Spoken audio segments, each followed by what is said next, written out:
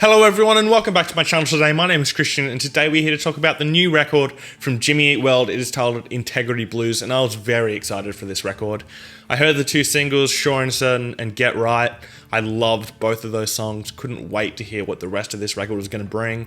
I only ever listen to two songs before a record comes out because otherwise I feel like I'm just listening to the whole record in the order that it's not supposed to be listened to in. So checked out those two songs, really loved them. Saw that they released like another 4 songs from the record before it came out, and I don't know why bands do that now, but I just didn't listen to them. So I went to this record only hearing those 2 songs, as I have repeated 3 times now, and this is a really great record. It absolutely lived up to those 2 singles and even exceeded upon those throughout the record. There are some weak moments throughout the record, mainly that there's 2 songs in the middle that kind of don't really work, but other than that, it's a brilliant record. It's Jimmy Eat World's best record in a long time, and let's just get straight into it. Into the positives now. Sure and Certain is a brilliant song. It is absolutely massive. Has a incredible chorus that is just so catchy and so fun, and then when it go down to this real breakdown that's just kind of just builds into this really heavy breakdown that reminds me of just early pop punk, and it's really good and I really love it. Then they go back into the chorus again and then do that heavy breakdown one more time. Absolutely brilliant song. Great second song on this record. It's a really anthemic record, Integrity Blues. It still rocks though. So it's got those anthemic qualities, those big, massive, arena-ready choruses, but it still rocks. It's still got some heavy guitars in there, way more so than their last record did, which was mostly acoustic-based. This is definitely back to the Jimmy Eat World that people fell in love with back in the day. And Jim Adkins, their vocalist, absolutely crushes it throughout this record. His melodies are so on point. His lyrics are always phenomenal. And the way he emits emotion through his voice is just absolutely second to none. It Matters is another really good song on the record. It reminds me of Your House from Bleed American. Really cool song. Once again, unconventional drumming going on, which is really a signature for the drummer of Jimmy Eat World.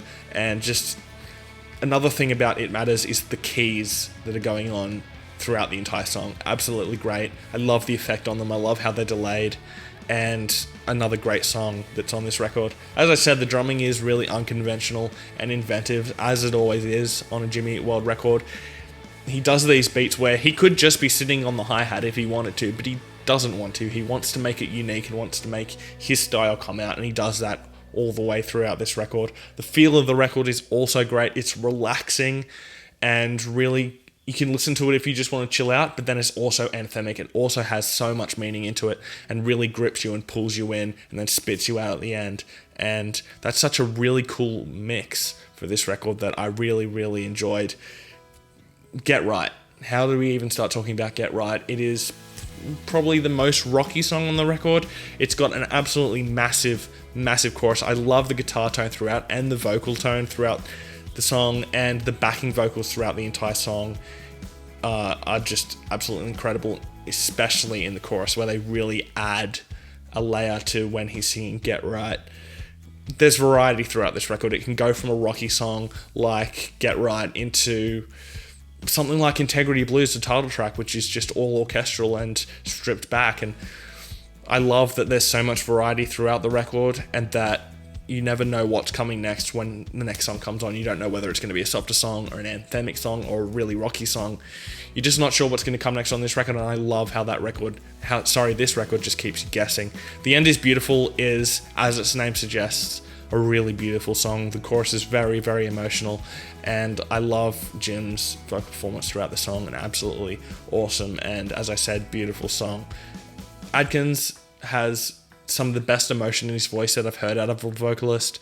He really knows how to admit exactly what he's feeling in the lyrics out onto the record, and you can really hear that he means what he's singing, and that's something that a lot of vocalists lack nowadays, but he has kept true to that throughout his entire career. Integrity Blues into Pole Roger, I'm not sure how to say that word, but it's a beautiful transition. Integrity Blues is this really beautiful orchestral piece that just has Jim singing over the top of some, as I said, orchestral elements, and then it goes into Paul Roger, which in my opinion is the best song on the record. Absolute highlight. It gave me chills when the first chorus came in.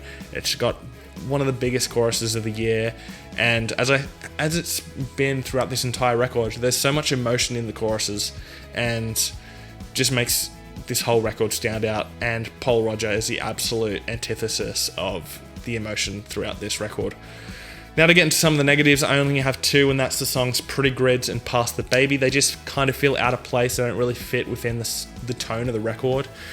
This record does have a shifting tone throughout it, but these two songs are so left of field from the rest of the record that they don't really sit well within it, and having them be, I think they're number 4 and 5 on the record.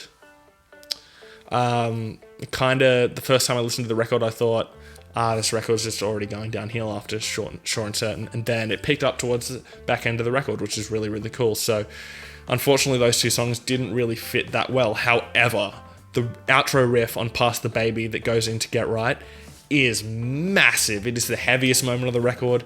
It is so cool. The guitars are absolutely incredible. That riff is just ridiculous, and I love that outro for Pass the Baby. Overall, this is a brilliant record. It's, in my opinion, their best record since Futures. Chase the Light, I think. I can't remember. It's Chase and Light. I can't remember the word in the middle. But that's a close second to this record, but their best record since Futures, in my opinion. And it's so great to see Jimmy Eat World back at the top of their game. I really love this record. My top 3 tracks are going to be Get Right, The End Is Beautiful, and Paul Roger. On first listen, I gave this record a 4 out of 5. On second, third, fourth, fifth, every listen I've had ever since, it's a 4 out of 5 for this record. I really loved it. Definitely go and check it out this week. So, what did you think about the record? Let me know your thoughts and opinions down below in the comments. Let's have a conversation about the music. If you didn't like it, hit me up and let's talk about it. But as I say at the end of my videos, if you're just going to fill the comment section with hate and hating on me, insulting, all that kind of stuff, just know I'm going to laugh at how pathetic your life is. Anyway, thanks for watching my videos today. Please hit subscribe down below, and I'll see you next time. Fresh Currents.